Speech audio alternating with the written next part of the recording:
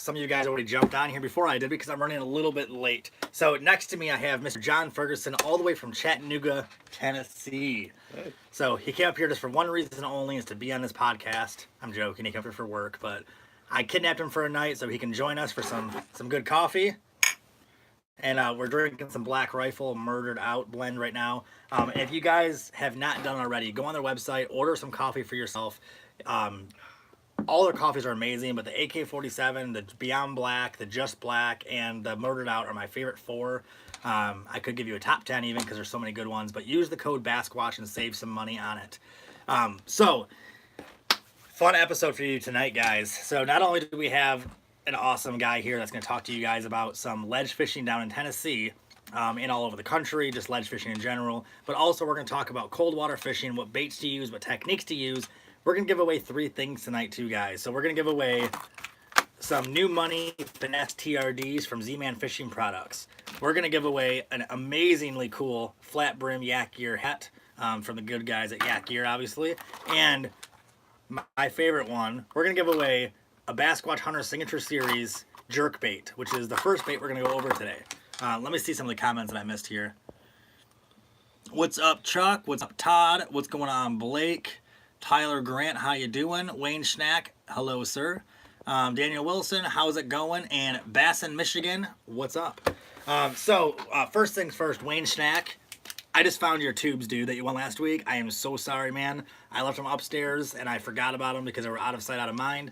They will ship out to you tomorrow. So, sorry about that, just so you know. What's up, Phil Spicer? So, we're going to get started, and we're going to talk about cold water fishing first before we give anything away. In cold water fishing, like, how cold does the water get down in Tennessee? Do you know? Like, what's the coldest water temp on, like, every year that you get? Oh gosh, I've seen it get down 40s. Oh, really? Oh yeah. On the Tennessee River? Yeah. Oh. It gets down. I thought he was going to say, like, 54, 55. Like, is that normal to get down to the 40s? In the winter? It has to be a pretty cold winter. I mean, I'll get, I'd say mid to upper 40s, but It'll break 50 every year, though. oh yeah. Jesus. All right, so it's not too far off from here because until we get ice, right now our water temps are hovering right around mid 60s, low 60s right now in Michigan. They're definitely going to be down to the 30s and 40s in the next month or two. And then they get down even colder sometimes. I mean, they freeze. Some of the lakes freeze solid, actually, which is not great for the fisheries, but it does happen. Cold water fishing, I call anytime the water breaks 70, to be honest with you. As soon as the water temp gets below 70, below 68, we'll say even, I call it cold water fishing up until like the mid 40s. After that, you're ice fishing. So there's 3 major techniques that I use in cold water fishing. So the first one I want to tell you guys about is jerkbait. It's like the number one. John was just telling me too, the jerkbait kills at Tennessee too, which I've literally all year round I've caught fish on jerkbaits in Tennessee. But the jerkbait, here's an example. I like to call it a pause bait instead of a jerk bait because you don't catch fish by jerking it, you catch fish by pausing it. But this is the Bassquatch Signature Series color too, guys. Look at the sparkles on that. Isn't that pretty? Oh yeah. It's so beautiful. I love this bait. I use this color all year long. That's why I designed the color, because I wanted to do something I could use all year long. But what I do with this bait, so in the bill, they just suspend in the water column. They look for vertical structure like dock posts, trees, anything like that, ledges, and they sit still a lot more often than they do in the summer months. So what I do with the jerk bait, or the pause bait as I call it, I'll pop it next to a vertical structure and I'll let it sit as long as I can. That's why I like using this one right here that suspends. It doesn't really float up. It would take a long time for it to actually reach the surface. It kind of suspends right around 2 to 3 foot at all times. So I'll pull it near a floating dock or a dock post or a tree, and I'll let it sit. And then 5 or 6 seconds go by, which is a lot longer than it seems. I'll pop it again and let it sit and let it sit. So the jerk bait has been one of the most effective cold water baits every single year. Because you can use it everywhere. Like down south, like what's the number one structure you guys have on the Tennessee River? Like I know I fish docks a lot on the Tennessee River. Well, not on the river itself, but Yeah. like in the little bays. But on the actual river, it's just, is there vertical structure out there? Or is it just ledges? Oh, you could go out. There'll be a little bit of vertical structure, but most of the stuff you'll find out there is going to be rock ledges. You can find those nice rock walls where you start going from about maybe 4 or 5 foot, and then it just plummets down to 12, 20, 30 feet. And that all varies too with how TVA decides to release the pool, because summer pool and winter pool, I found that out the hard way. I've been down changes. there and fished one time of the year, and I was like, "Oh, this spot's amazing." I went back the next time of year, and that spot disappeared. Oh yeah. It was gone, Oh yeah. and it was like a 10-foot difference. Yeah. It's I mean between summer pool and winter pool, it could vary anywhere between 10 and 12. Oh, really? I mean national championship Oh, yeah, that's right. when they had all the flooding going on, God. and you could fish anything.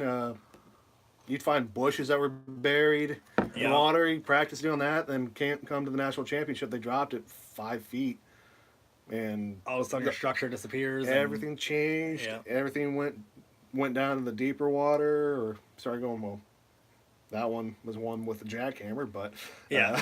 Well, there's a reason why the jackhammer won, and that's, a lot of people don't talk about that. I'm going to segue into the next bait that I was going to talk about, actually, because of what you just said. So the other bait that I use a lot of time in the wintertime is chatterbait.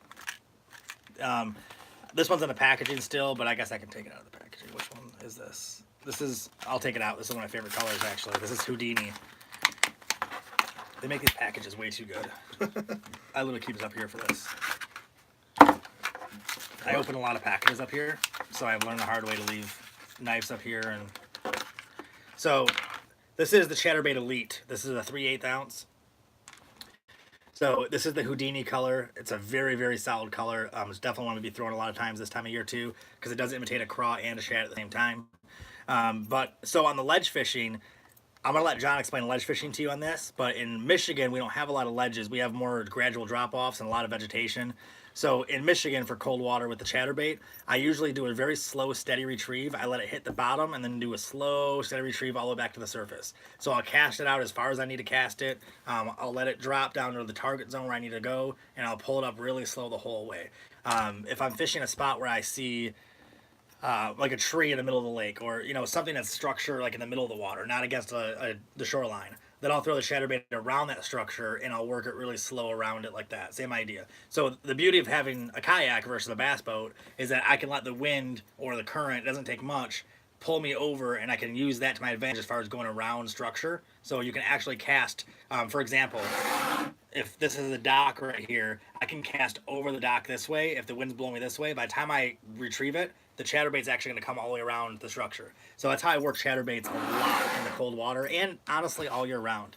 But for ledge fishing, though, there's a reason why the jackhammer won and was so successful at the river in the national championship when the water level dropped, like you said, like 10 foot, or 5 foot, whatever it was. Yeah. It was a dramatic difference. They pulled so much water out right before the nationals, and it exposed a lot more structure, and it also changed the water column, because when the fish could have been up shallower, now they're going to be down here instead where it's still shallower, but they had to change the water column in order for the fish to rehabilitate it all. So the chatterbait was very successful, and I'm going to let John tell you how you use this on a ledge. Yeah, I mean, the great thing with this is that versatile as can be. I mean, you could sit there when the water temperature is right at that threshold between, I'd say, 68 down to 66, 65.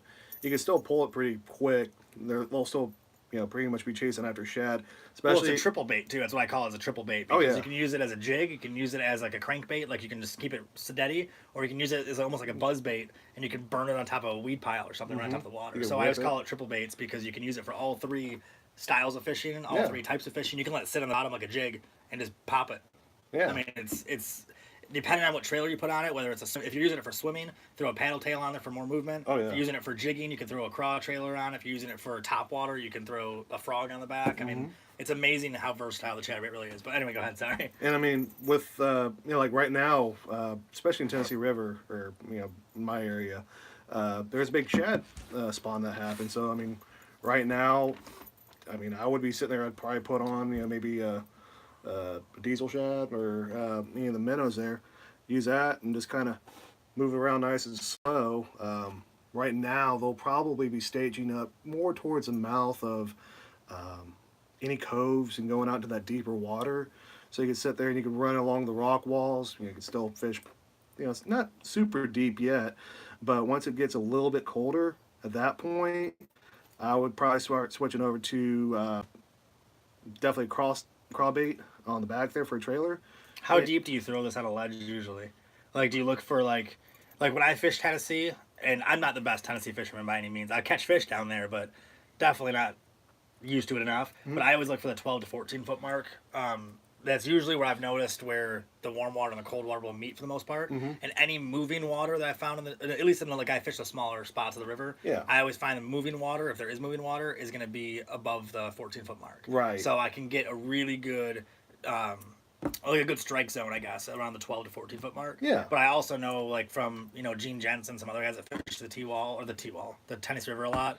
The T-wall is a famous rock climbing wall. Yep. Yeah. Yep. I just in my head when I say Tennessee. I know a lot of the guys fish deeper. Oh yeah. And they do a lot better. I've never caught a fish deeper than 14 foot in Tennessee. I'm not gonna lie. Oh, I've come. I mean, I really haven't. I've come 20 plus, and I mean, what I would do is when you're looking around, especially if you have electronics on your kayak, boat, whatever you're out there with, start looking for those ledges where it just drops off. I mean, you want to have like a gradual bit there towards the shore, and then just drop. And right there, you'll either find them either staging down at the bottom, or they'll be part way up on that ledge. So I usually just bomb these things off in the deep and just kind of work them back up. I mean, you can either do it, rip and drop it, or yo-yo, pull it and do that, or you can sit there and you can just jig it off the bottom a little bit, pull, jig it. Do you ever do like a solid steady retrieve at like the 10 foot, 15 foot mark, and just try to keep it at that depth until you retrieve it all the way in? Yeah, if I can have. Or is it more effective to have it going up and down, or is it more like what have you found at least? 'Cause, I mean, it's different all the time, obviously. But. Colder water, kind of do the jigging. When it's a little bit warmer, they're a lot more active on striking. Yeah, then you can burn it. You can burn it. I've sat there one day, I just threw it out and just kind of trolled along and got walloped by one. At the Dayton launch, where everybody goes, I was fishing right by the ramp, and there was like 60 bass boats there. Oh, yeah. And I was like, man, one thing I learned in a kayak is there's nothing better than being next to a bunch of bass boats and pulling out a monster bass. Like, it's just one of those things where you're just like, ha, ha, ha, ha. And it happened at Dayton, and everyone told me don't fish Dayton. Everybody fishes there, especially near the launch. And I'm like, well, they have tournaments there almost every week, right? And he goes, yeah. I'm like, so they release fish at the launch every week, right? He goes, yeah. Yep. I'm like, you think they don't rehabilitate right by the launch? Oh, yeah. So there's a floating dock. You know Dayton pretty well, the launch? There's a floating dock right to the right of the launch. Mm-hmm. I casted, I was throwing like what was it? It was one of like the Z-Man like 7 or 8 inch worms. It was a couple years ago. I remember I just threw it out a quarter out shaky head, and I was like, let me throw it out there, and all these bass boat guys are just looking at me, judging me. Like, oh, look at that guy in his little toy Tupperware. Pulled out like a 19.5 inch bass, every bit of 5 pounds. Oh, and pulled it up, and I was like, and I was taking my dear sweet time with it. I was like, yeah, look at some selfies. And I'm like, hey, look at this fish. And I held it in the water for a minute. I'm sitting there, I'm like, pull it back up. I'm like, hey, you guys see this fish right here? Check it out. And I just threw it back in the water like it was nothing, like I do it every day. And I remember all those guys were just looking at me, and they're just like, what? You fished at the ramp. Yep. And I'm like, it works. But that's where I fished though. So the whole point of that story, I guess, was I fished like the Dayton launch, the Sale Creek launch. Like I fished the little bays because that's where it's very like familiar to me as far as like small inland lakes in Michigan. The actual river itself, I've only fished once or twice, and it's intimidating. Oh yeah. Like it's just hundreds of miles, lots of moving water. If you're in a bay with 5-mile-an-hour winds, you get out to the actual river, you're facing 30 to 40-mile-an-hour winds. Yep. And it's the same weather, just that river is like a wind tunnel. And you flipped in it. Yeah, that was Barkley, but yeah, that was fun. Barkley's still part of the T River, isn't it? It's part of... It's a reservoir at the Tennessee River? Cumberland. Oh, Cumberland, which is fed off of the Tennessee River. Yeah. Okay. Down south guys. Yep. They come up with all these names like, oh, it's Chickamauga, oh, it's Nickajack. I'm like, so it's the Tennessee River? It's just reservoired off? It's like dammed off? Yeah, okay. The Chick. Yeah, it's the Chick. It's all the Chick. So up here, it's funny because I get made fun of down south because everyone's like, you don't have lakes up there, you have ponds. They're like, and I'm like, no. They're lakes to us. We don't have huge, like 12,000 acre reservoirs everywhere. We have a bunch of lakes everywhere. Yep. So it's a lot different. Anyway, I'm sorry. Go ahead. You're talking about chatterbait. Oh yeah. But I mean, for the most part, you could sit there and jig it slow, especially when the water temperature starts getting cooler. Start working a lot slower. I mean, it's just the same with the jerkbait. When it's warmer out, move it a little bit faster. When it starts cooling off, just start working a little bit slower. But yeah, you could sit there and jig it. You could do a yo-yo.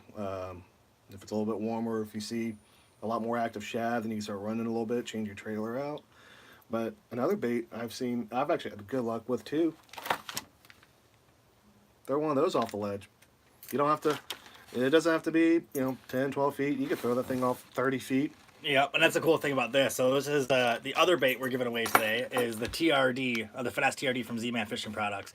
This is the new money color, which is a red and green flake, like bright green and red flake, in pretty much in like a watermelon plastic.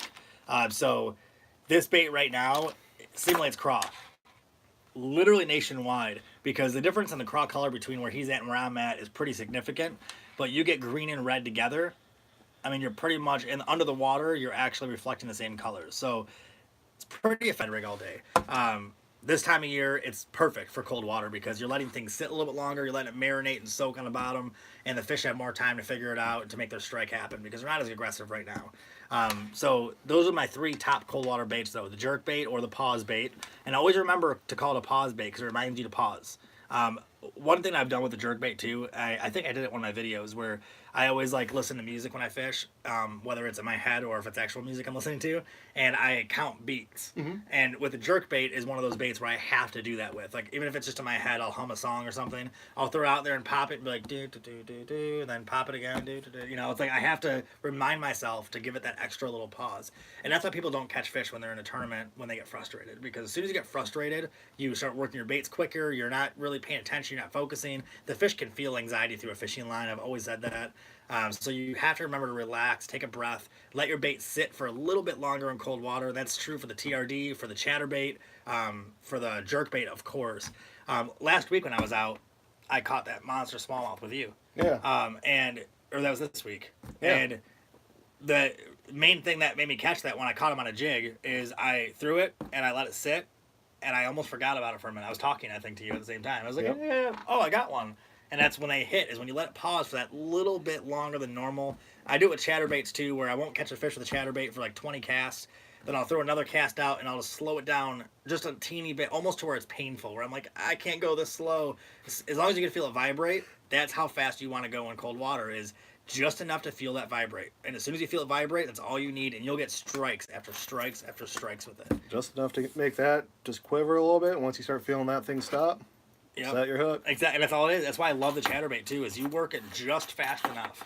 So you feel that vibration. You'll see if you have a good enough rod, like my FX rod that's super sensitive too, you'll see the tip just going like this the whole way, and you'll see it just stop. And you're like, Fish on. yep, that's how you know you're going to fish the chatterbait. As soon as you feel that vibro stop. And another fun thing too with throwing Ned rigs, especially off ledges, with the hula sticks, since they got those little fingers on the end, especially if you're running something with current, you sit there, you drop that off, and those things will just kind of... Oh yeah, well the Elastec floats. So when you throw like the 4-inch finesse worm I have sitting right here, when you throw that in the water, this will stand straight up. So when you have the hula stick with all the little fingers on the end, it'll sit there and do that little number, And all, those little all movements. just dance, pretty much all different You don't got to ways. do anything either. You just No. throw it and sit. You sit there, take a sip of coffee, Exactly. throw it, pop it, read the newspaper. So before we move forward to the next topic, we need a bunch of thumbs up on this video. So everybody that's watching this video right now, give it a big thumbs up, share it, do whatever you got to do, get this video some likes really quick, and then we'll move on to the next topic, which is going to be the first giveaway of the night. So, is everybody ready for a giveaway? We're going to give away the Z-Man Finesse TRDs first in new money color, which is right there. If you can close enough to the camera so you can see the color. See that red and green flake? Is beautiful.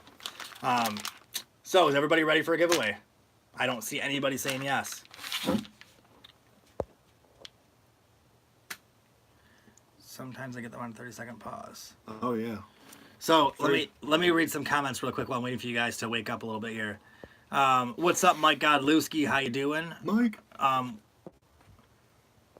Wayne Schnack said I'm sexy. I know you're talking about the bait, but I'm taking it from me. What's up, Chris Kinsvader? Todd said cave run late this past weekend, water was up 12 foot over summer pool. Last year, same weekend of the year, was 8 foot below summer pool. Y'all need batteries for your skull eyes. Oh, I do. Thanks, Milton. I completely forgot. Yeah, the remote's right there. The batteries died in it. Oh, man. All right, and everybody's ready for some giveaways. What's up, Ryan Davidge? There you go. All right, guys, so we're going to give away the Finesse TRDs from Z-Man Fishing Products. And what you're going to do to win the Finesse TRDs, we're going to do 3 giveaways today, and all 3 of them are going to be different. So the first one, I'm going to have John write down.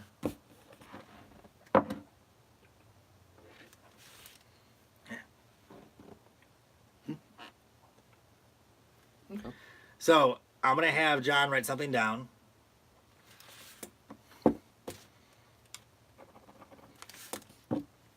You do a different one.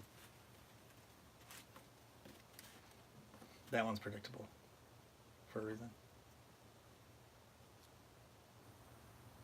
There. That'll work. Okay, so you guys are going to have to guess a number 1 through 25. The first person that we see, I don't want hate mail saying that you guys saw something different. I have 2 people, both of us, watching the screen. The first person to guess the number. Are you kidding me? Okay, the first person that guessed the number. That was ridiculous. So, Milton, you just guessed the number. It was 23. Air Jordan. 23. So, the first guess was Milton. And it was 23. Like, that's... That was the first thing that popped up. Like... That was ridiculous. So, Milton, congratulations, man. Ridiculous. Well, apparently my number... Yeah, Milton said his wife guessed it. She wanted them. Well, guess what? She just got some new money Finesse TRDs from Z-Man Fishing Products. So, Milton, send me a private message. I know I have your address in my messages, but send it to me again. And let me know that you won the Finesse TRDs. Cannot believe that. That was ridiculous. Well, apparently I do not need to do numbers. Jeez. That was insane. Okay. So, this is going to the pile to be shipped. That was almost too fast. Like, way too fast. So, we're going to go ahead and do a second. I was going to talk more before we do a second giveaway, but now I'm going to do a second giveaway right now because that was way, way too fast. So, we're going to give away the, we'll give away the hat. We're going to give away this Yak Gear hat. It's a really, really nice hat. It's a snapback, flat brim. It's got a really cool Yak Gear patch on it. It says right on there, stake your claim, enjoy the ride, your rules, which is what Yak Gear is all about. So make sure you guys check out Yak Gear Fishing Products too. We're going to give away this hat now, and the lucky winner is going to get this hat shipped to them tomorrow or pick it up if you're local. You want to do like a trivia bit? Someone won this one last week, and I still have to get a hold of them. Let's come up with a creative way to give this one away.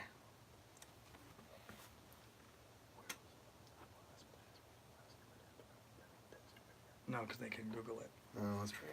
That's the hard part is I can't do something like, I love to do stuff like that, but I know someone's going to Google it right away and like that. Yeah. I've done it before. I did a giveaways on trivia, and then the person that won was like, yeah, sorry, I Googled it. I'm like, well, dude, like... Yeah.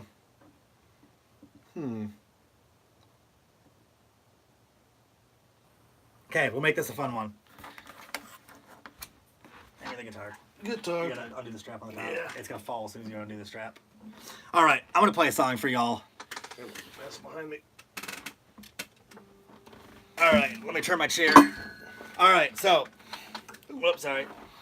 First person to guess this song, I'll make sure it's not too out of tune. Yeah, it's out of tune.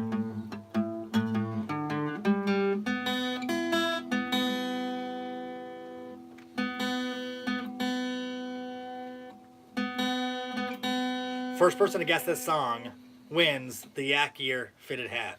Or, it's not a fitted hat, it's a snapback hat.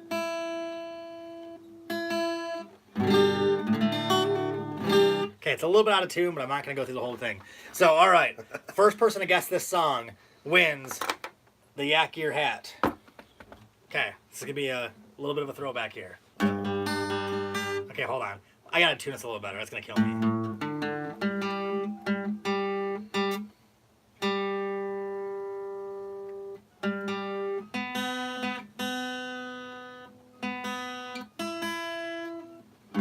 Okay, here we go. First person to guess the song.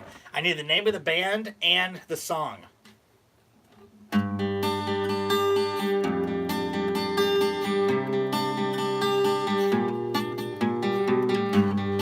know it?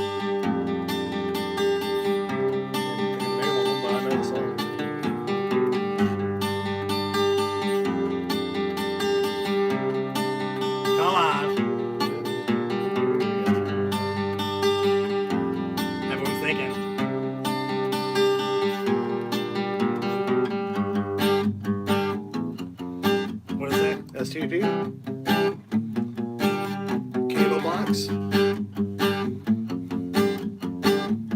The right generation. Yep.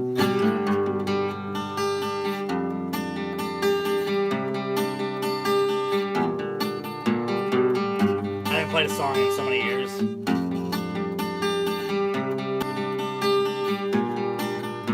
Candlebox let me out. No. That was close though.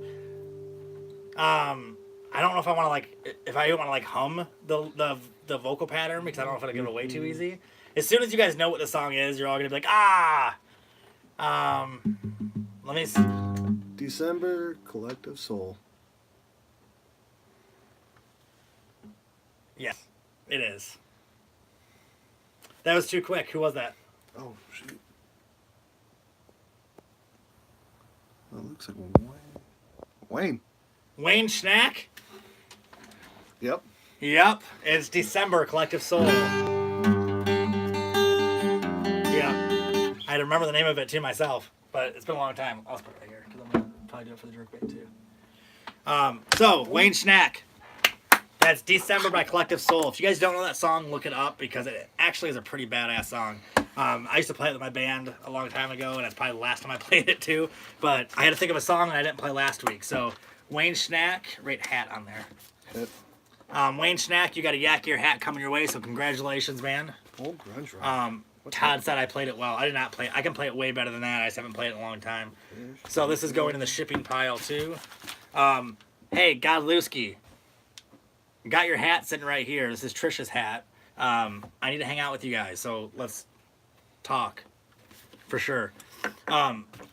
So we have one more giveaway, which is going to be the custom Bassquatch Hunter signature series color jerkbait from Burn Custom Baits, but we're going to give that away last. So we're going to talk about two more things really quick, or possibly more than two. One thing I want to talk about is what's going on new with Bassquatch Hunter TV. And Todd just brought it up. We're not fishing tomorrow because it's supposed to be 20 to 22 mile an hour winds. So I had Chuck said you don't sign the hats. If someone wants me to sign the bill of the hat, I will, but I don't recommend it because it'll make the hat worth less. Right now the hat's worth about $25, and that's the most it'll be worth, so I'm not going to sign it. So, but if you really want me to, I will. Anyway, tomorrow we're supposed to go fishing and making a new video. I have my camera guy for tomorrow, but it's supposed to be 20 to 22 mile an hour winds.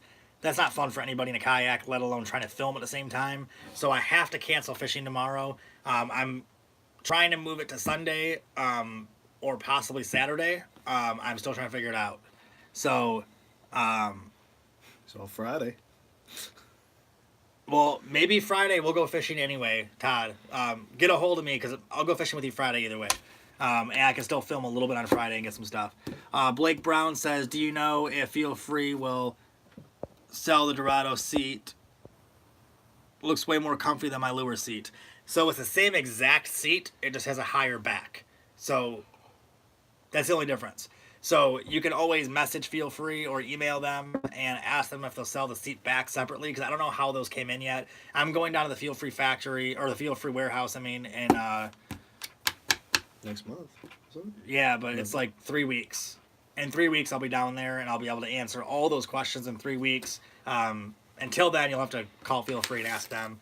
But yeah, the Dorado has a higher back seat compared to the other lures. Personally, I like my low back seat because I like the lumbar support. I like that I have a high back life jacket that fits right over it. Stick the cameraman on the shore and let the... And he's trying to see Rick's Funny Some Videos Bassquatch Edition.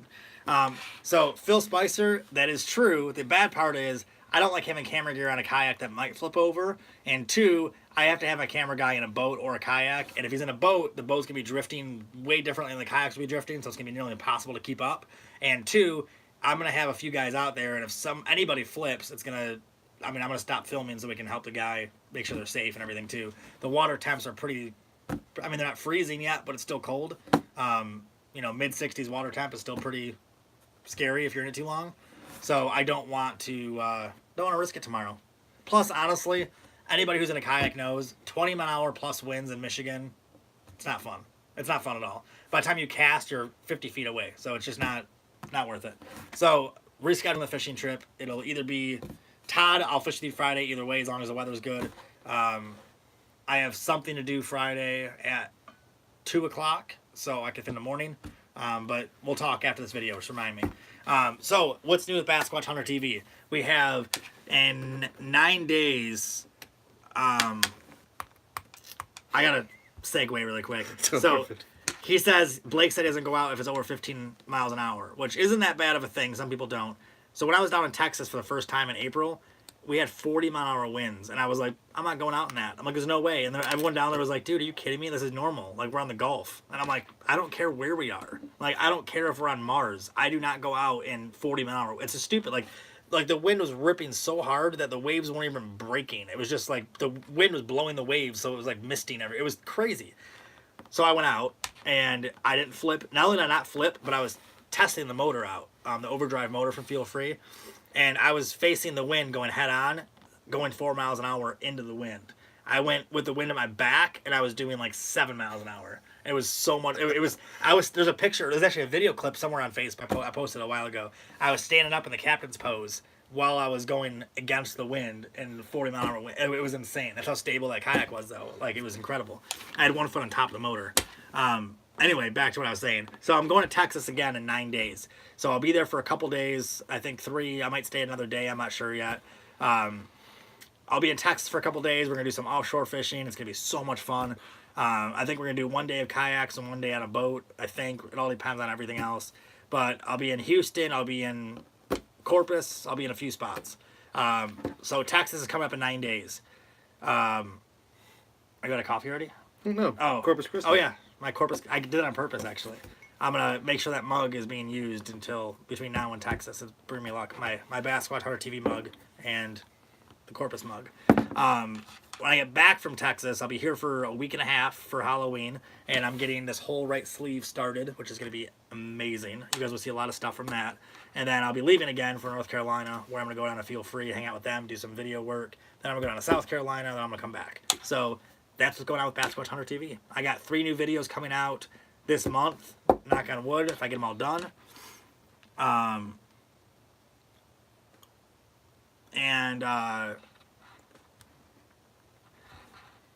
Wayne Schnack, if you look 9 months pregnant, I think you have other issues than finding a stable kayak. I think you need to go to a hospital and have that baby removed from you, and also collect your millions for being the first male to actually conceive a child. That actually happened before. Like, there was some kind of medical thing where someone had like a male had like an egg implanted in them and had it artificially seminated, and he actually had a child. Like, no joke. Like, look it up. Guy Luke Fishing said, "You going to Louisiana at all? I wish I would have been notified earlier, qualified for the trail championship." When were you not notified? Because I thought you qualified at one of our events, actually.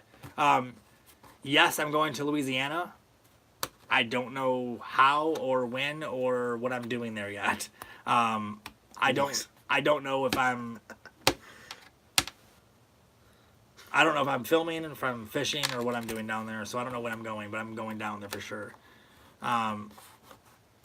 Yes, Wayne, you'll be able to stand up in a lot of kayaks.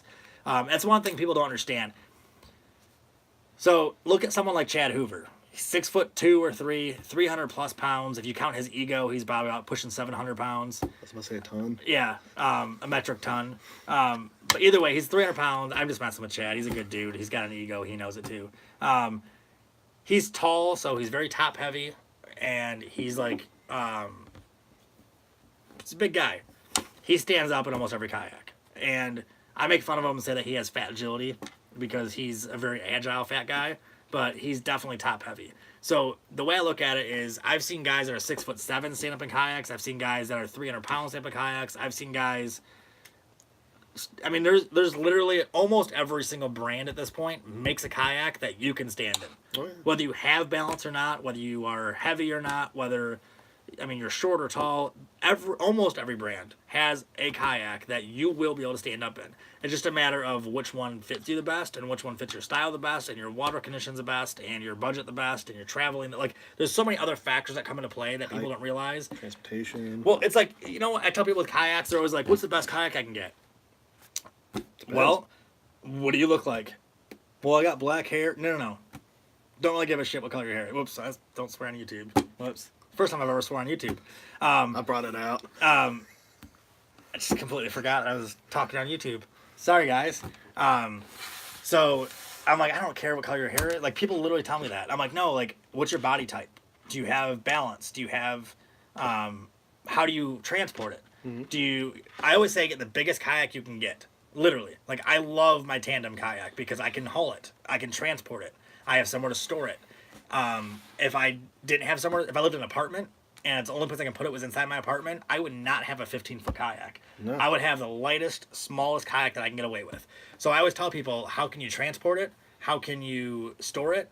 What kind of water are you on? Are you fishing the ocean? Are you fishing ponds? Are you fishing creeks, like little streams? Rivers. Do you have to drag it back a mile every time you go fishing?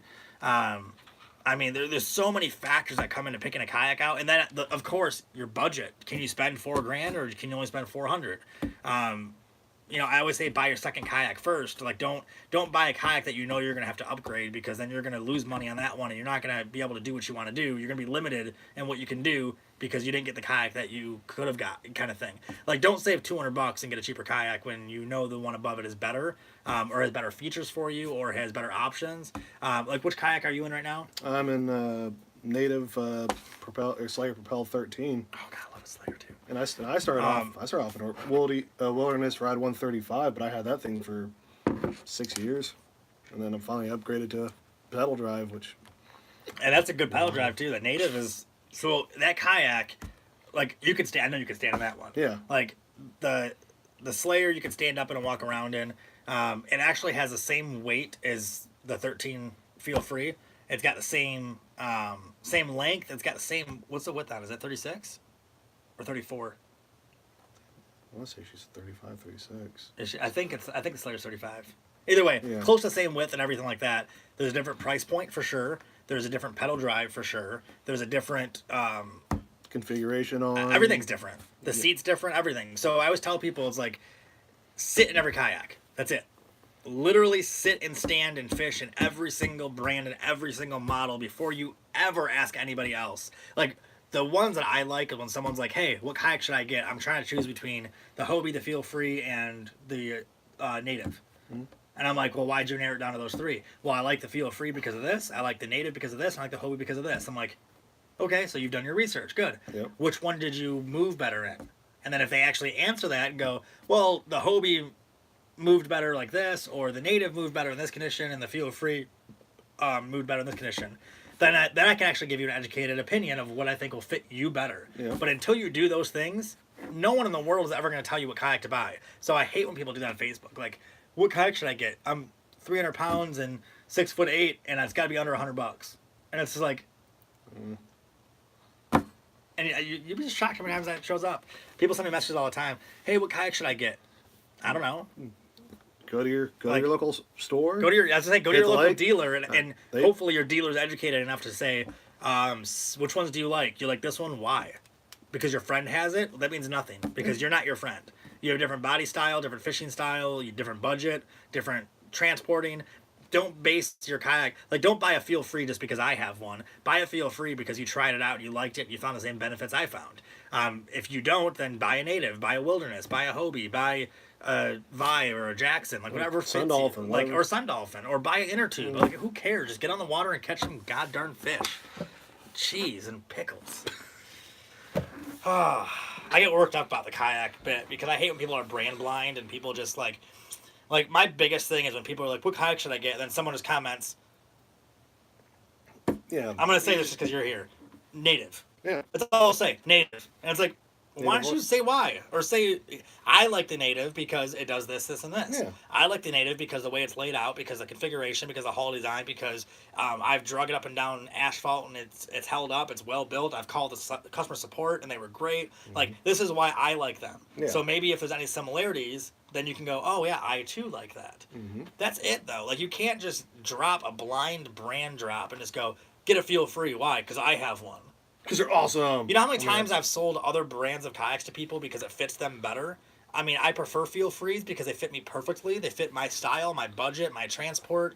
They fit my lakes that I fish. Like, for what I do, it is the best kayak for me. But I've been in every brand of kayak, and there's other kayaks that I love for what they are, too. So, I'm sorry, I'm not even reading what people are saying. Demos. Yep. Go to local demos, the best place to actually try different brands. Demos are the only place to actually try out, unless you have a lot of friends that have different ones. Yeah. But 100%. Ryan says, totally happy with my 11.5 lure. It's been 3 years. Yeah, dude, the 11.5, dude, I've spent a lot of time on my 11.5 lately. It's a great kayak. I said this one. On a tangent. Yes, you did. Sorry. Todd said, Vibe Tribe for life. Represent. Todd. Squirrel. Yes. There's Chuck. Yep, definitely squirrel mode. Sorry. So I get really, really passionate about the kayak wars because, and I'll talk about this on my podcast only because you guys are awesome and I know that you guys understand where I'm coming from. I get really passionate about this because I hate very few things, but I hate when someone asks what kind of kayak to get, and instead of someone being helpful and saying something educational to the person, they'll throw out a brand out of stupidity and out of blind loyalty that's not even going to help the person, or they'll rip on the person for asking for something that doesn't exist. Like someone who wants a kayak for under $500, but they want to be able to stand up in it and they're 500 pounds. Like, it doesn't exist, but you don't gotta be mean. Like, educate people to the right answer, and you'll get respect for it. And also, you're gonna get someone in the sport who is gonna be opened up to it, to the positivity of the sport, to realize the community that we do have, instead of getting intimidated and run away from it, being like, oh, this guy made me feel uncomfortable because it made me feel stupid for asking a question. So, like, again, you guys will never see me badmouth any kayak brand because there's nothing bad to say about any kayak brand. I think every brand has got a great kayak now. I'm not educated in every brand's customer service, but I know most of them are pretty good. I personally will never sell or push my brands that I use on anybody, but I'll tell you all the time why I like them, because that's why I promote them. I promote the brands that I promote because I like them as a customer first, and I believe in them, and I feel like they have something to offer and contribute to the community. So the reason why I use Z-Man is because I've used them for, 10 years, and not only have I caught a lot of fish with their baits, and they've been very consistent, but I didn't start working with them until I called their customer service with a problem about 2 years ago. I had 2 chatterbaits break on me in a row, and I was in a tournament, and I was trying to catch the same bass that was sitting on a weed bed, and the best bait to use for that was my chatterbait. Every time that bass would strike, my chatterbait would break, like the blade would break right off.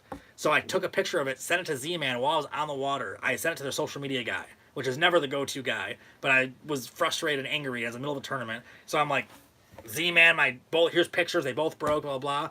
Within 4 days, I had a response within 10 minutes, by the way, which isn't always going to happen, but he happened to be right there, I guess. And not only was his response amazing, within 4 days, I had 3 chatterbaits at my door. 3. I asked for 2. I didn't even ask for anything. I just told him these 2 broke, and I was kind of like short about it. And I was like, holy crap, is that service? So then I messaged him again. Hey, thank you. I appreciate it. That was so nice of you, blah, blah. I got another message back a week later asking me how those new ones worked out. Like, dead serious. And I was like, holy crap, that's service that I can stand behind. So then I reached out to him and said, you guys want to work together? Like, I really like your service. I really like what you guys stand for. It's kind of in line with what I do. So I love the integrity. I love the product.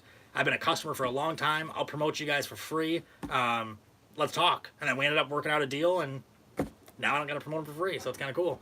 But either way, service is what it's all about. So what I was getting at, sorry about the tangents. Sorry about the tangent too. What I was getting at is, let's help the sport. Let's help promote the sport in a positive way. Let's educate people. Don't just throw out your brands that you follow. I'm original. You can follow your brands because they work for you, but it doesn't mean they're going to work for everybody else. Here's an example. You use a native. Yep. I use a Feel Free. I have fished with him, and he was in you were in my 3 waters? Or my Feel Free last? I was in 3 waters. My 3 waters. So he was in my 3 waters, and he didn't have any problem with it. Nope. He talked great about it. He's like, it was a great kayak. It was awesome. It was stable, blah, blah, blah. But it's not the one that fits him the best, which is why he has a native, and it's perfectly okay.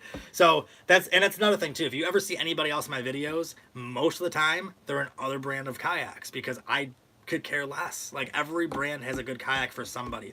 It's just like anything in the world. Somebody likes it somewhere, or else it wouldn't exist. So there's a market for everything, and everyone's got their own likes and dislikes. So stop pushing brands blindly. Jeez, sorry for that crazy 20-minute tangent. What did I miss here? Looking for a kayak. What brand should I get? You know better, Milton. Tyler Grant said his fridge setting up my blah blah 11.5 lure. Awesome, Tyler. That's sweet. Phil said I had an original chatterbait break on me like that 2 weeks ago. Reeled it in and I had the blade and nothing else. Phil, take a picture of it. Send it to Z-Man. I promise you they'll replace it. If they don't for some reason, I'll replace it for you. Because I know that they're great about their customer service. I've had that happen before too. That's why I use the Chatterbait Elite a lot more often. It's a little bit better components. That's what's cool about Z-Man is they make different chatterbaits for different budgets and different functions and different uses. There's the original chatterbait, which is the cheapest and lightest and smallest. There's the Elite, which is a little bit higher up. Then there's the Freedom, which has a jointed head and skirt, which I like for swim baits because it gets a really cool wobble. There's the Jackhammer, which is it's the highest end one. It's thicker materials, better head shape. It's heavier. And then you have I'm missing one. Freedom, Elite, Original, Jackhammer. And you guys did Freedom. There's one more. It's downstairs. Oh. The mini one. Oh yeah. The mini one. The 1/8 ounce. It's a 1/8 ounce miniature chatterbait like this big. I use it for walleye and for crappie, and it's incredible. Well, they just now have that little the mini one too, which is about this big. Yep. Which is a little bit bigger than that 1/8 ounce one. That's all that. Why get my drawing a blank right now? What it's called? It's killing me. So I usually bring my laptop up here so I can Google stuff. Either way, that's why. So we have one more giveaway, guys. If you guys are still sticking around after my long rant, I'm gonna let John do this giveaway. Oh boy. So or should I do a song? I don't know. You were saying doing a song earlier. But... Okay. So John's gonna show you this bait again real quick. And well, I think what song I'm gonna make you guys guess because it's gotta be something good. Oh, I know what it is. Go ahead. All right. So we got here the Bassquatch Hunter Series painted jerkbait. Works great. Warm water. Cold 0 water. to 3 foot. Yep. So it'll sit on top when you cast it. As soon as you pop it, it goes down to 3 foot and stays wherever you put it. So first person to guess this song, band and song name, and this is gonna be probably the toughest one possible because that's not a cheap bait, and that's my personal bait, by the way. That was off my bait wall. John saw me take it off my bait wall. Yep. So that is not sponsor donated. That's mine, and it's gonna be yours. So first person to guess this song will win the Bassquatch Hunter Signature Series jerkbait. And don't forget, guys, anything you win off this show, you need to make sure when you get it, take a picture of it, post it on Facebook, tag me or Bassquatch Hunter TV, doesn't matter which one, and the brand that's from. So Burn Custom Baits, Yak Gear, Z-Man. Make sure you tag them in it because I want them to know where their stuff is going. That way they know that people are actually getting their stuff. So, what did I miss? Let's get it. All right. This is going to be a tough one. It's an older song.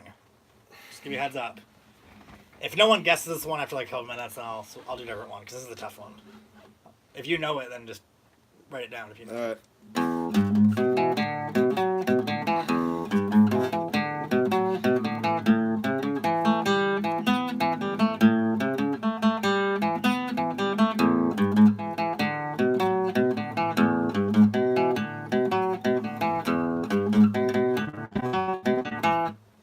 So I'm gonna play it. If I play anything else, it'll give it away. Does anybody know that song?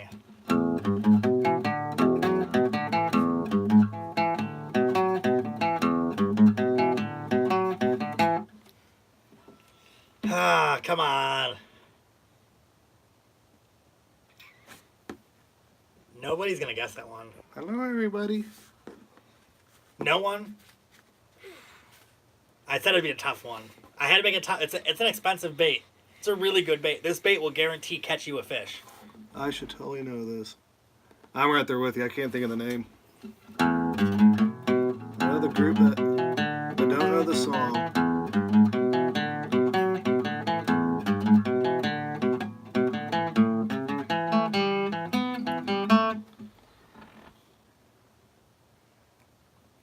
Anyone guessing anything?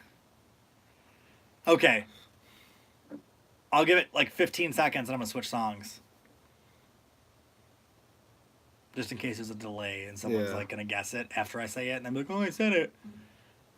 Okay, so after this point, right here, nobody can guess the song. Okay? It's Day Tripper by the Beatles. Ah, yeah, the Beatles, but Born to Be Wild. No. So, here's a new one. Here's a new one. You guys are all going to get this one very quick. I actually kind of want to play different. I was going to play an AC/DC song that everyone would know right away, but... Hey, do some Southern rock.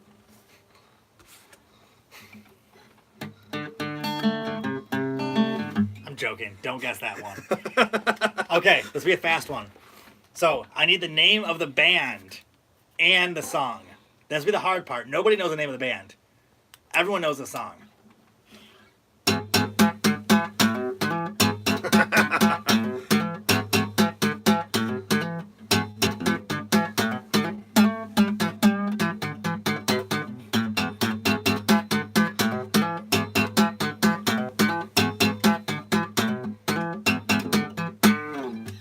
Come on. Everyone's Googling it right now. Yeah. Everyone's Googling what it's called because everyone knows the song.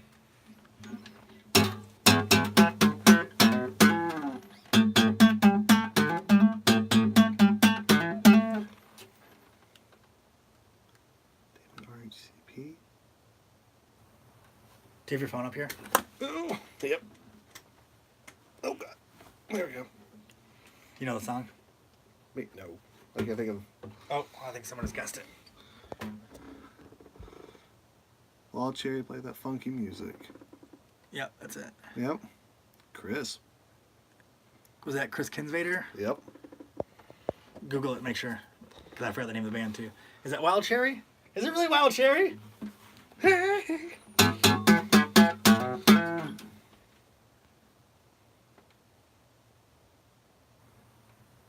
Wild Cherry played that funky music.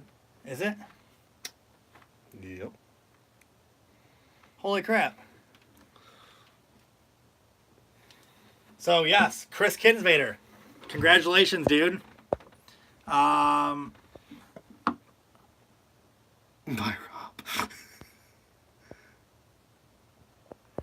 So, Chris Kinsvader, congratulations. You won the Signature Series Bassquatch Hunter Jerkbait, and you are picking this darn thing up, too, because I'm not shipping it to you.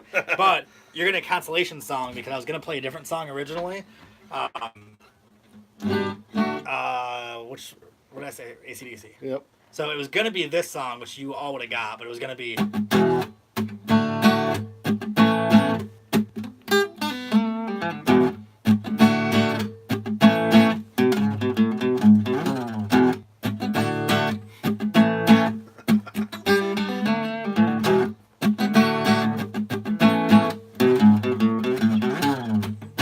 Oh, crap.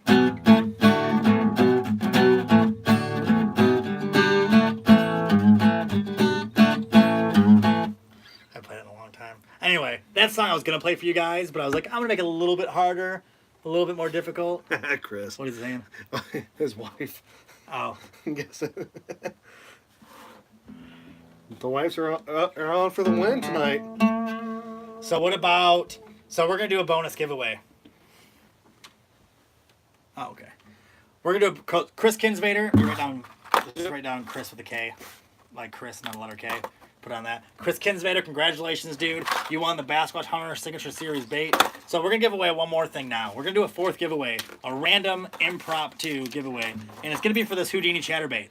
Okay? I'm going to try to put it back in the packaging and then tape it up. But it's never been used. You saw me open it. So, brand new Elite chatterbait. So, it's going to be a fourth giveaway. Four giveaways. Ridiculous. Another bait that's personally mine. So, you guys better catch some darn fish with this bait. I just had a song in my head that I wanted to do that I knew that people would have fun with. Eruption. Freebird! I had it in my head and I was like, that would be it. That's why I'm doing another giveaway. I'm doing another giveaway because of that song. So this is for the Z-Man Chatterbait, the Elite Chatterbait, and Houdini color, which is one of my favorite colors. It would guarantee catch you guys a fish. And the first person to guess the song and band name correctly, or if their wife guesses the first song and band name, because that seems to be the trend tonight. That is definitely the Women trend. are smarter than men. If you guys don't know it, then you're dumb. And that's proof that you don't know that women are smarter if you say they're not. Just so you know. So, it's going to be... I did Jimi Hendrix last week and nobody got it. Really? Yeah, I did Voodoo Child. I went... Oh, Nobody got right. it. Nobody got it. I'm trying to think of like an obscure... Oh, I got it. I got it. This is going to be the song. If you know it, write it down. Okay? Means I win. No. It's an easy one, but I need the band and the song name.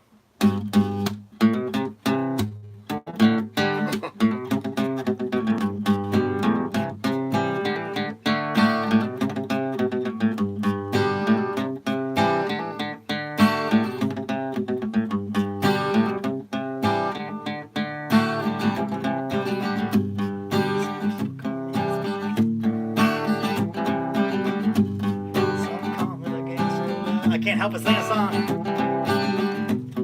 Some people call me Maurice. 'Cause I'm speaking about love now.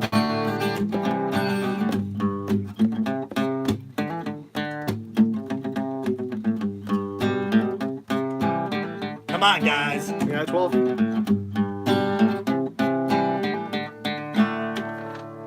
John. Come on, guys. That's Guess the name of the song and the band, and you win the Z-Man Elite Chatterbait and Houdini. So guess it. Steve Miller, Band Joker. Yep, that's There it it. was. Steve Miller Band Joker. Chuck. Awesome job, Chuck. Thank you. I was waiting for... I'm like, how does no one know that one? That's like my number one campfire. Like, if you ever go to a fishing tournament out of town with me and there's a campfire, this will be there with that song. Joker. That is like the bonfire song for me. Oh, heck So, yeah. Chuck, you're coming to pick that up this week, too. Such a fun thing to play. Oh, yeah. So, that's all the giveaways I have. Because I'm not going to do a fifth giveaway just to do another song. But just for fun, just for poops and gigs here, I'm going to do one more song that I want you guys to try to guess. Just for fun, just for bragging rights. I mean, I'll give you a free Bassquatch Hunter decal if you want one. But I want to see if anyone guesses this one. Because now I just thought of it. Because of campfire songs. Oh, that one's too easy.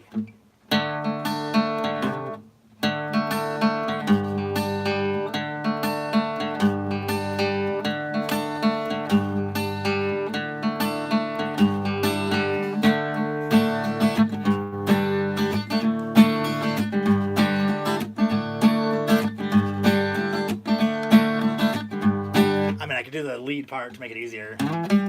If I remember it. If I remember it. I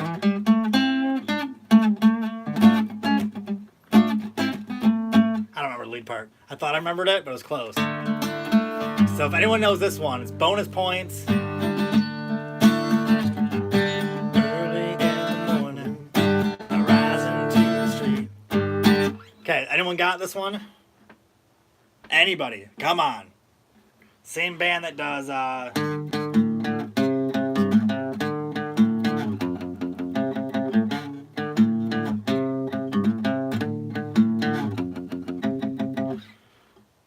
mean, I know all their songs.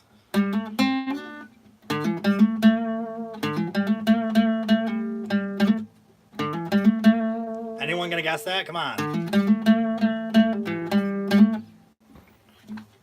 Thank you. Sublime, yes. Thank you. Bonus points. What was that, Blake Brown? Blake, yep. Congratulations, dude. You won bonus points. If you want a Bassquatch Hunter decal or two, send me a private message and let me know that you won Bassquatch Hunter decals, and I'll send you two of them too, just for getting that one down. Blake Brown bonus. So yeah, that's it for the songs. But we'll do that again next week. I actually like doing the guess the song giveaways because that way it's not numbers anymore. Like, yeah.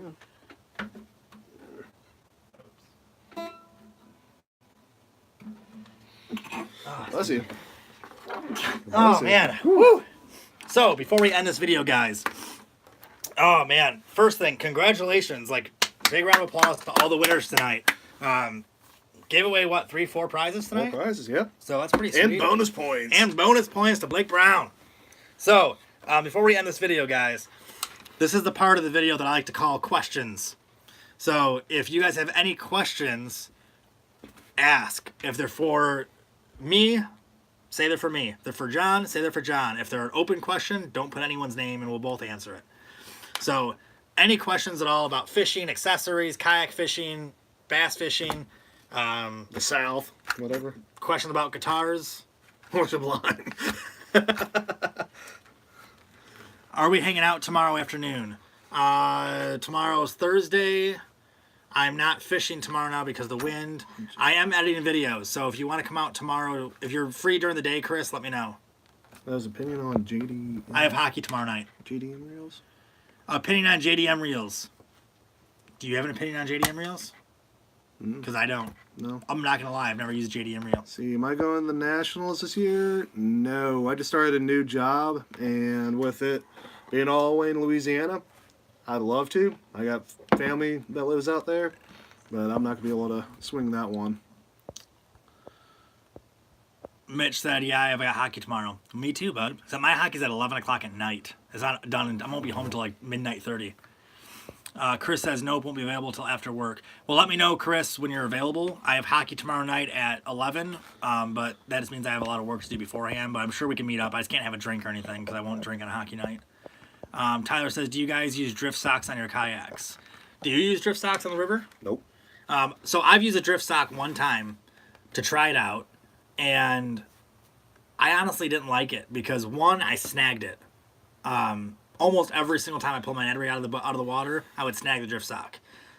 Second reason why I didn't like it is where I fish, I have so many weeds that come all the way to the surface, and when you get a drift sock tangled in a huge weed bed, sucks. Like, bad. So, I believe in them. I think they're a great product. They're just not for me. It's just not my style. If I fish the Tennessee River, that's why I asked if you used them. Yeah. I know a lot of guys that use them down there, and you almost have to at that point. So, Pedal drive. Yep. Blake says, how do I send PMs? I'd love a decal for the lure. Go on my Facebook, either Bassquatch Hunter TV or on Mike McKinstry, on personal Facebook, and just send me a private message. Someone else. Who was that? What are Z-Man baits? What are Z-Man baits? Not sure. Milton, I'm pretty darn sure you know Z-Man baits, bro. You buy just as many as I do. Wayne Schnack, do you ever fish on Mondays? I fish on Mondays all the time, actually. You fish this Monday. Yeah, we fish this Monday. I fish almost actually, Monday's like a really good fishing day for me. Todd said, any timetable on getting your Dorado? I am personally picking my Dorado up from the warehouse on November 5th. So, you'll know when I get it, trust me. It'll be all over the place. Mitch said, what rods other than FX should I get any more spinning? Other than FX, I would definitely get the FX. So, it's all I use. It's not the only rod out there, but it fits what I do perfectly, so I don't look further. It's not the only rod that works, but the strength and sensitivity that those rods have and that price point, the FX rods, the new generation, the Generation 2s, the brand new ones, it's like a $200 plus rod, and it's only $150, and it's got the best warranty in the market. So FX is the number one I go with. Other than that, what do you use? What do you use for rods? Well, I make. Oh, you make your rods. I make most of mine. Yeah, but, well, you're asking the wrong guys then, because I've used a lot of other brands in the past, but I don't use them anymore because I found a company that makes exactly what I need the right way with the right price. I mean, it depends on where you're looking at trying to get them from, too. What does it say? Ned Rod? Just spinning. Well, yeah, but down a little bit farther. Ned Rig Rod. I mean, I like St. Croix makes good blanks. They're bulletproof, especially with the old SE2 and 3s. They're older, so they're not as expensive, but they'll take a whooping. Something you'll want to do for Ned, you want something nice and light with a nice sensitive See, I use tip. a 6'6" medium moderate for my Ned rigs, and I use a 6'3" medium heavy, and that's one I let you use. Yeah, the medium Dude, heavy. that thing is. It's a 6'3". It's a little stubby broomstick, but Yep. it's made for short spots on your docks and trees, and man, that thing is like, that's a powerhouse rod, man. Oh, yeah. So I like the 6'6" medium moderate the most. That's definitely my go-to, my favorite go-to Ned rig rod. But I mean, you can use whatever feels comfortable for you too, man. I used Ned rigs on a 7-foot medium heavy fast before, so It all depends on your price point. I mean, any chance you're selling your first gen FX rods, Chris Kinsvader, we'll talk tomorrow. You got to pick up a bait from me anyway, so we'll talk. Wayne said, "Let's go. I'm off Mondays." Wayne, where are you from, man? Are you from Michigan? Sorry, I don't know that. I don't Facebook stalk people too often. But yeah, if you want to fish Monday, I'm down. John, how much do you charge for rods? I might be interested. Also, might be interested in the first gen too. I just build for fun right now. I'm still learning different techniques. $1 million, Mitch. $1 million, and he'll take a check and IOU as long as they accompany $1 million cash. But I mean, yeah, you know he does cash. Yeah, I'll take it. I'm gonna take $1 million. But I know plenty of guys that build custom rods. It's just a big thing with doing that is mailing them out. I know plenty of guys that build rods, so they can build 200 for low end $500 rods, and then they get destroyed getting shipped. So that's why I'm from Tennessee. I probably build a couple for family and friends, but it all depends on components. But I mean, you could probably look around here. There's got to be some good. Yeah, look for a rod builder. Mitch, where you're at, actually, he's on the west side of Michigan. Towards like Grand Rapids. Yeah, there's a couple rod builders out that way. Because I mean, when you're talking about someone that's experienced, like really, really experienced and use really high quality parts for a custom rod, you're probably looking at the very low end of maybe 150, and that's with basic wraps. You're probably with someone that's experienced and has good clientele, 200, 250. My custom rod that I had built for me was $570 to give you an idea. And that's where they start putting in very high quality items. Yeah. I mean, just to think about the word custom costs money, so just remember that, guys. So the materials to build a rod isn't the expensive part. It's the knowledge and the time. Mm-hmm. So whenever you want a custom rod built from anybody, I learned it too. When I got my first rod from FX Custom Rods, because they do custom builds too, I picked it out like to the T the way I wanted it. I modeled it after everything I wanted. They came back with like a $500 something price point, and I was like, oh crap. Yeah. I still had it made because it's a bad rod. I mean, you used that one yesterday. Yeah. That thing is just like, it's stupid. Now, I've had it for 3 years and it's still brand new. So Milton, you asked a question for your wife. Let me go back and find it. I'm sorry about that, man. Said wife wants to know what's a good technique to fish for under floating vegetation. Okay, so I'll let John answer this one first. Well, because we have probably two different tactics with it. Because you have a totally different fishery than I have. Well, I mean, he's in Massachusetts, so I'm trying to think like any kind of floating vegetation, anything like that down where we are. Punching. You get yourself a punch weight, put a crawl on there, and just put it right through. Where I'm at, you're looking at I don't even think a half ounce will do it. You probably 3/4 to an ounce. If you're down towards Gunnersville, you're probably he's up here, like in the north. He's in Massachusetts. Yeah. So I would say a 3/4 to 1 ounce still. I mean, it's heavy and it's gonna hit hard. It'll pop through. If it's not super heavy, then you get away with a half ounce. But you can use. So Z-Man makes a few different jigs. I use the cross-eyed jigs, and I think those are awesome for punching. Also, another thing that people always forget about this: floating vegetation has boundaries. So like, that's the thing people forget Fish sometimes. the edge. If it's like this, so here's your water doing its water thing. This is floating vegetation on top. When you have floating vegetation, 99% of the time, it detached from the ground. Yep. So there's actually nothing underneath it. It might be thick, like to here, but there's some space somewhere. Even if it is attached to the ground, there's sporadic openings. So a lot of people forget this. Throw on a bullet weight or a bullet head jig, like the finesse bullets from Z-Man are awesome for this. Throw on a swim bait. Throw it behind, so here's the floating weeds. Throw it past the weeds, let it sink down, and then pull it through. A lot of people forget this. So a lot of people try to punch right through the middle of it, and then they're like, oh, I lost the fish because it got tangled up in 25 pounds of weeds too. Throw behind the floating vegetation, let it sink down to where the opening is, and to find the opening, you pull it through until you don't feel the resistance as much. So you let it sink lower and lower and lower until you feel an opening. Once you feel an opening, fight that thing through it, and that's all you got. Once you do that, you're going to get strikes in the middle of that weed bed. And instead of pulling it through the top with that big ball of weeds, you're pulling it through the bottom now. So don't just try to punch through, try to go underneath sometimes, or fish the edge of it on the outsides. I do that 9 out of 10 times too. So definitely try that. $1.5 ounce, yep. Geez, 1.5, that's freaking. Hey, I mean, you get down towards Gunnersville and all that, you get Well, those nice thick nets. If you're gotta fishing like, I mean, for me to throw a 1.5 ounce jig, I've got to be like. I mean, first thing you got to be using like a 7'3", 7'6" rod. I mean, you got to be using a powerhouse rod, like extra heavy. Like, I mean, throwing a jig that heavy, you better have the right equipment anyway. You're not going to be throwing a medium light rod with anything over a half ounce. But punching jigs is very, very, very, very, very finicky because if you're using the right setup, the right rod, the right line, everything's perfect. You still have to punch through the right spot of the weeds. So what I suggest too, if you're punching through weeds that you don't know or you don't know what's underneath it, paddle over a spot that looks similar. Don't paddle over the spot you're going to fish because you're going to ruin the fishery of it. You're going to spook them off for hours. Go around another spot of the lake that has the same type of vegetation.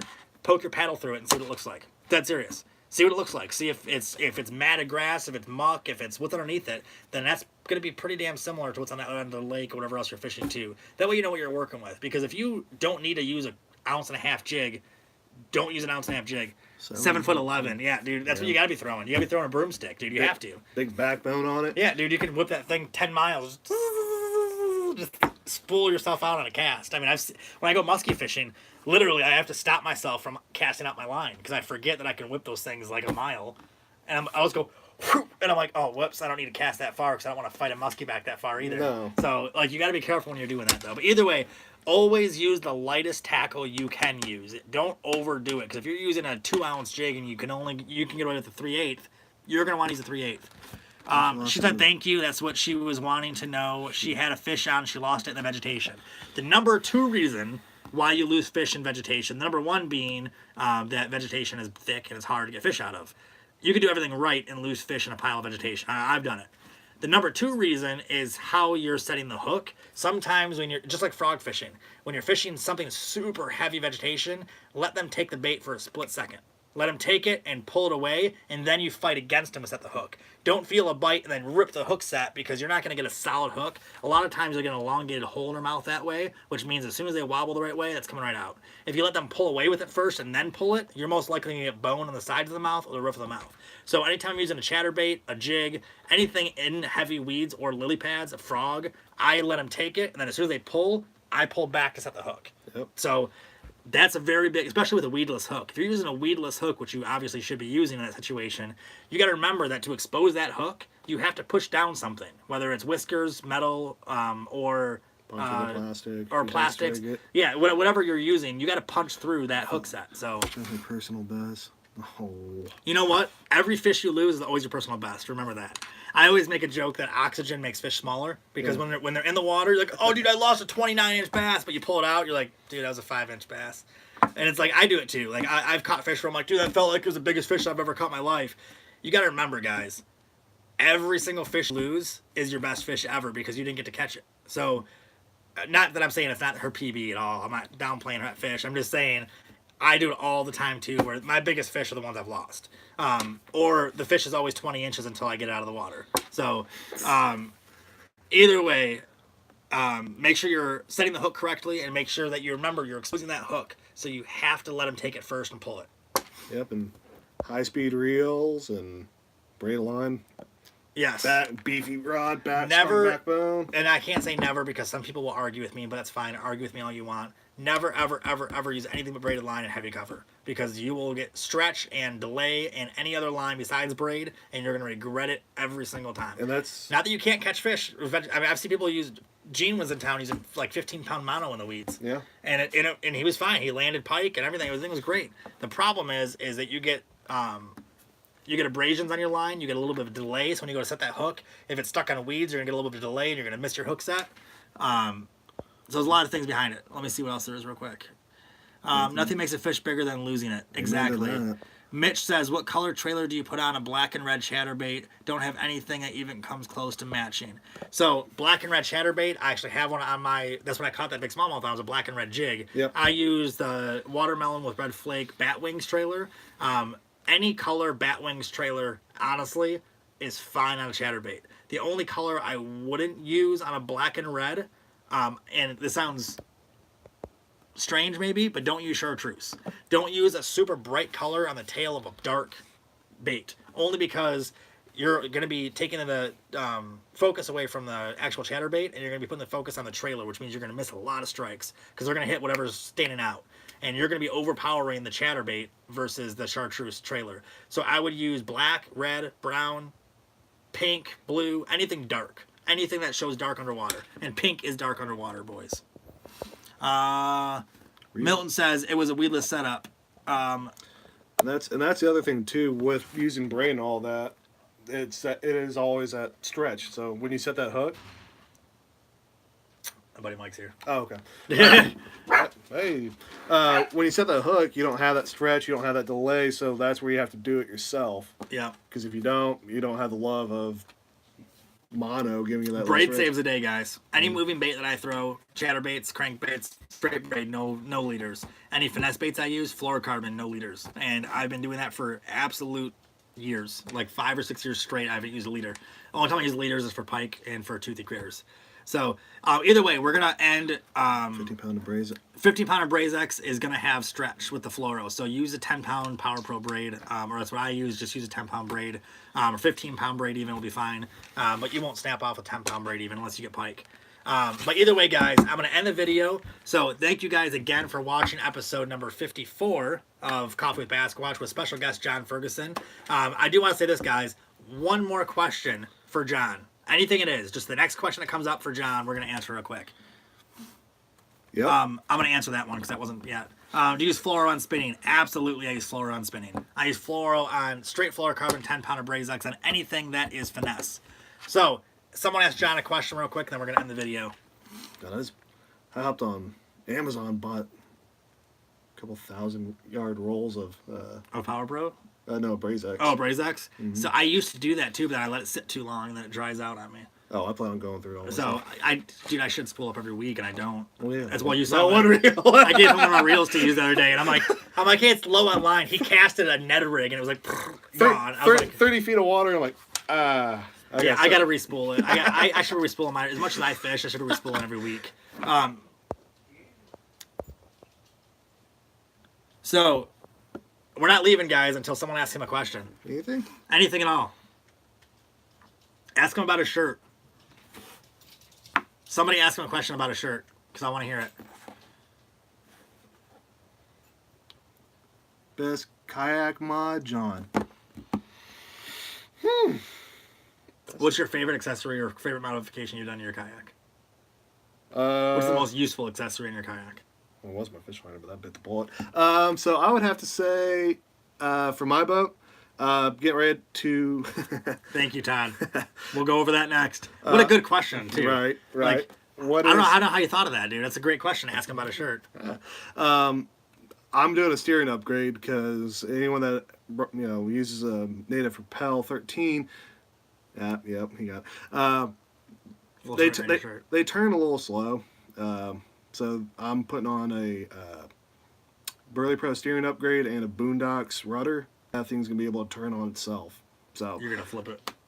I'm gonna flip it again. First time I put a bigger rudder in my kayak, I turned so sharp that the other side dug in.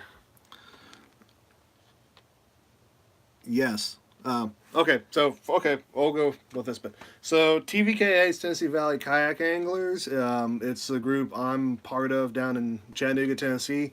Our home court's Chickamauga Lake, so we have turnouts where 50 plus. We work a lot with some of our local guys down in Georgia, since we're right on the border. We got Georgia, Alabama. So we fish around. I think we're going up to Middle Tennessee this year for one of our tournaments. But that's awesome. We have a great group. It's a brotherhood, just like kayak angling is all around. It's just a great brotherhood. So make sure you guys check out TVKA2 on Facebook. Yep. And there's a lot of awesome tournaments everywhere. So, you know, we're not picking favorites. They're everywhere. My shirt says Michigan with a kayak on it because someone asked that too. I actually found this up north at a store. You can barely read it, but it says Michigan. Was it over at Claire or? And then it's got a. What's the store in Claire? No, this was up in like. Oh. Up on the Lake Michigan, up in the north. Oh, okay. It was Traverse City. Oh, nice. So either way, congrats to everybody that won. Thanks for watching. I will see you guys on the water on Friday. Todd, get a hold of me about Friday fishing. Chris Kinsvader, get a hold of me. Chuck Cardenas, get a hold of me. Godlewski, get a hold of me for this weekend. We need to hook up. I'm going to be fishing on Saturday. And Todd, I also love how the sport's being boomed. So thanks for watching, guys. John, thanks for coming out here, and I appreciate you being on the podcast with me. Make sure you guys go to John Ferguson's Facebook page, shoot him a friend request. If he doesn't get 15 new friends from tonight, then you guys are doing something wrong. So I'll talk to you guys soon. I'll see you on the water. Give his page some thumbs ups. Talk to you guys soon. Bye. See you guys.